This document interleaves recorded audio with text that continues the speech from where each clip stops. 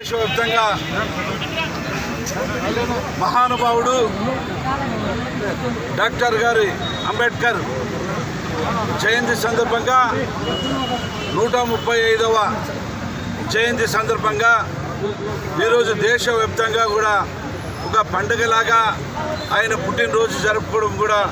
దళిత సోదరులు SC ST BC మైనారిటీలందరూ కూడా సంతోషంగా ఈరోజు దళిత కుటుంబంలో పుట్టి రాజ్యాంగాన్ని రచించి దేశం ఎలా ఉండాలి, ప్రజలు ఎలా ఉండాలి, ప్రజలు బాగోగులు ఎలా ఉండాలి అన్ని విధాలుగా రాజ్యాంగం రచించిన డాక్టర్ అంబేద్కర్ గారు ఈరోజు దేశవ్యాప్తంగా కూడా ఆయన రాజ్యాంగాన్ని పాటిస్తూ ఎక్కడెక్కడ అన్యాయాలు జరిగితే ఆ అన్యాయాలకు ఈ రకంగా తీర్పు ఉంటుందని ప్రవేశపెట్టిన నాయకుడు మన డాక్టర్ గారు అంబేద్కర్ గారు. కాబట్టి అలాంటి జయంతి జరుపుకోవడం మా అందరూ కూడా చాలా సంతోషంగా ఉంది. అదేవిధంగా మన ముఖ్యమంత్రి నారా చంద్రబాబు నాయుడు పెద్ద ఆయన కూడా దళితుల కోసం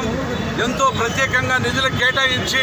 5 సంవత్సరాలు లేని నిధుల్ని ఈరోజు మన ప్రభుత్వం వచ్చిన తర్వాత, ఎన్డీఏ గవర్నమెంట్ వచ్చిన తర్వాత దళితుల్ని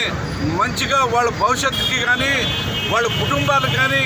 అదేవిధంగా అన్ని విధాలుగా వాళ్ళని ఆదుకోవాలని చెప్పి ముందుకు తీసుకువచ్చిన నాయకుడు ఎవరైనా ఉంటే ఒక నారా చంద్రబాబు నాయుడు పెద్ద ఆయన అనేది మన అందరూ గుర్తుపెట్టుకోవాలి. అదేవిధంగా ఈరోజు మన ముఖ్యమంత్రి నారా చంద్రబాబు నాయుడు గారు ఈరోజు ప్రత్యేకంగా క్యాబినెట్లో అయితేనేమి అన్ని విధాలుగా ఈరోజు వాళ్ళకి న్యాయం చేసి వాళ్ళు కూడా బాగుండాలి, వాళ్ళ కుటుంబాలు బాగుండాలి అనే ఒక మంచి ఉద్దేశంతోన అన్ని విధాలుగా ఆదుకున్న నాయకుడు మన నారా చంద్రబాబు నాయుడు పెద్ద ఆయన. కాబట్టి మనందరూ కూడా ఈరోజు అంబేద్కర్ గారు రచించిన రాజ్యాంగాన్ని ప్రతి ఒక్కరు పాటించి అన్ని విధాలుగా ప్రతి ఒక్కరూ సోదరభావంతో అన్నదమ్ములుగా ఉంటూ జీవనం గడుపుకోవాలని చెప్పేసి ఎస్సీ ఎస్టీ బీసీ మైనారిటీలు అందరూ కూడా దేశవ్యాప్తంగా కలిసిమెలిసి ఉంటేనే రాష్ట్రం బాగుంటుంది, దేశం బాగుంటుంది అనే నిదానానికి తెచ్చిన నాయకుడు మన అంబేద్కర్ గారు. కాబట్టి ఆయన పెట్టిన ఏది ఉన్నా కూడా ఆ రాజ్యాంగంలో మనమందరూ పాటించాలని చెప్పి మనస్ఫూర్తిగా కోరుకుంటూ మరొకసారి 135వ అంబేద్కర్ జయంతి శుభాకాంక్షలు జరుపుకుంటూ సెలవు తీసుకుంటున్నాం.